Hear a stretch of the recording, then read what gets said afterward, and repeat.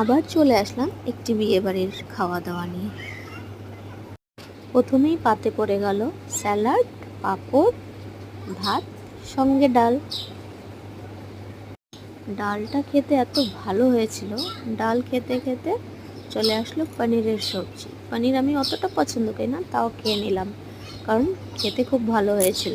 পনির খেতে খেতে চলে আসলো কাতল মাছের ভাপা সরষে বাটা দিয়ে। এত ফ্রেশ ছিল মাছটা, দেখে নাও। আর এত ভালো খেতে, আমি, মা, দিদি সকলে মিলে খাচ্ছিলাম আর গল্প করছিলাম। মাছ খেতে খেতে চলে আসলো শো স্টপার, সেটা হচ্ছে খাসির মাংস, যেটা সবারই প্রিয়।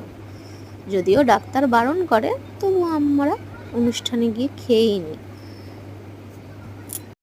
তো দেখো, মাংসর এত ভালো হয়েছিল, সেদ্ধ না কম না বেশি, একদম পারফেক্ট। খেতে দুর্দান্ত হয়েছিল, অনেক ভালো হয়েছিল খেতে।